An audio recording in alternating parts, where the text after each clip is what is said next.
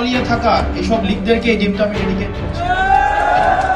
লন্ডনে এনসিপি নেতা ও সংসদ সদস্য হাসনাত আবদুল্লাহর সফর ঘিরে একাধিকবার বিক্ষোভ, হট্টগোল ও ডিম নিক্ষেপের ঘটনা ঘটেছে। বাংলাদেশে কার্যক্রম নিষিদ্ধ আওয়ামী লীগের যুক্তরাজ্য শাখার নেতাকর্মীরা হাসনাত আবদুল্লাহ ও তার সঙ্গীদের লক্ষ্য করে ডিম নিক্ষেপ করে। তবে ডিম হামলার শিকার হয়ে সেই হামলাকারীদেরই ডিম উৎসর্গ করেছেন হাসনাত আবদুল্লাহ। অনুষ্ঠানে উপস্থিত হয়ে বক্তৃতা শুরু করেছেন পৃথিবীর বিভিন্ন প্রান্তে পালিয়ে থাকা আওয়ামী লীগারদের ডিম উৎসর্গ করে। সোমবার জাতীয় নাগরিক পার্টি ইউকে অ্যালায়েন্সের উদ্যোগে পূর্ব লন্ডনের হোয়াইট চ্যাপেল এলাকার ইস্ট লন্ডন মসজিদ সংলগ্ন মায়েদা ব্যাংকুয়েটিং হলে এক সভার আয়োজন করা হয়। সেখানে প্রধান অতিথি ছিলেন লন্ডনে অবস্থানরত হাসনাত আবদুল্লাহ।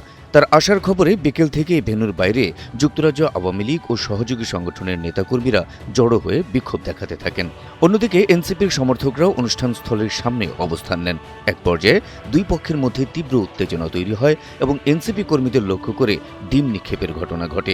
ভিডিও ফুটেজে হাসনাতকে এ সময় ডিম হামলা থেকে বাঁচতে রেস্টুরেন্টের ভেতরে প্রবেশ করতে দেখা যায়। পরে পুলিশের সহযোগিতায় সেখান থেকে বের হন তিনি। এর আগে সোমবার বিকেল 4:30টার দিকে পূর্ব লন্ডনের রমফোর্ড এলাকার এলএম পার্কে হাসনাত আবদুল্লাহকে ঘিরে এক দফা উত্তেজনার সৃষ্টি হয়। সামাজিক যোগাযোগ মাধ্যমে ছড়িয়ে পড়া ভিডিও ফুটেজে দেখা যায় হাসনাত আবদুল্লাহ ও তার সহযোগীরা পার্ক এলাকায় হাঁটার সময় কয়েকজন ব্যক্তি তাদের অনুসরণ করে বিভিন্ন মন্তব্য করতে থাকেন। সেখানেও তার সঙ্গে থাকা ব্যক্তিদের লক্ষ্য করে ডিম ছুড়ে মারা হয়। তবে আওয়ামী লীগের নেতাকর্মীদের ডিম হামলার পাল্টা জবাব ডিম দিয়েই দিয়েছেন হাসনাত আবদুল্লাহ।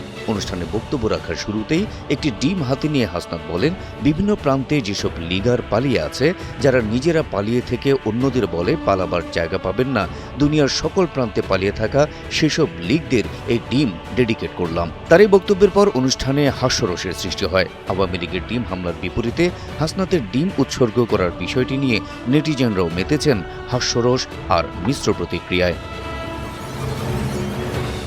হাবিব রাসেল, এনটিভি অনলাইন।